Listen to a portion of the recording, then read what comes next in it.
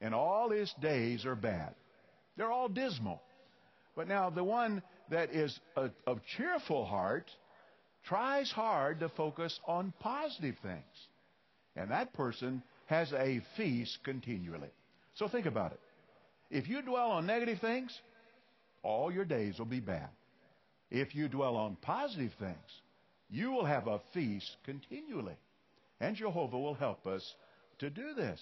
So we want to focus on what is positive. We want to avoid succumbing to negative thoughts, which only add fuel to anxiety.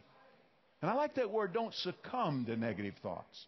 See, the word succumb means to submit, surrender, to capitulate. Well, a negative thought may come, but don't surrender to it. Fight it. Push it away. It's like the illustration of the bird. And we use this for immoral thoughts, but you can also use it for negative thoughts. See, a bird, you may not be able to keep them from flying over your head in the sky. Well, a negative thought may come. But you can keep that bird from landing on top of your head, building a nest in your hair, roosting there, laying eggs there, raising his young there. Now, you can keep that from happening, can't you? Well, the same way with these negative thoughts, see. Like that bird, we shoo that bird away. We don't succumb. We don't capitulate to negative thinking.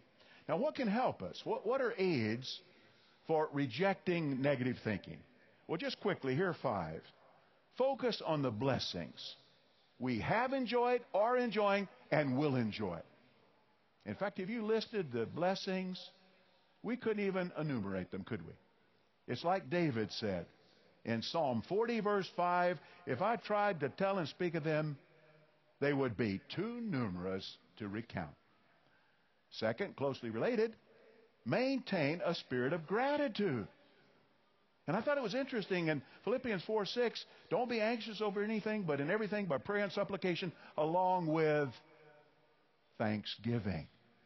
So if you maintain an attitude of gratitude, that'll help you to reject negative thinking. A third thing, don't dwell on past mistakes or bad deeds. Now, it's true, you can learn from them, but move on.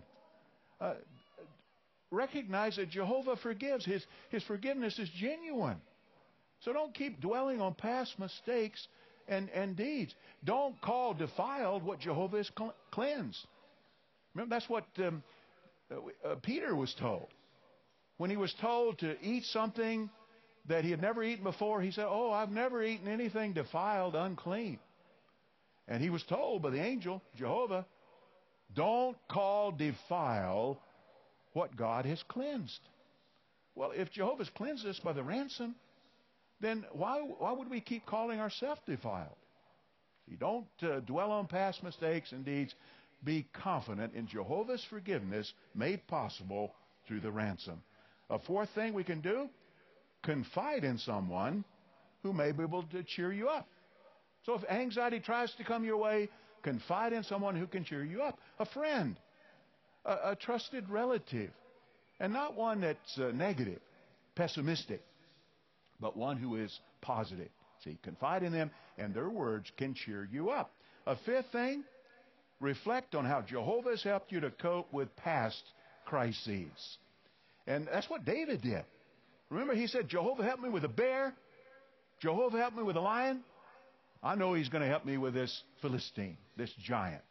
Well, the same way. Think about how Jehovah's never abandoned you in the past.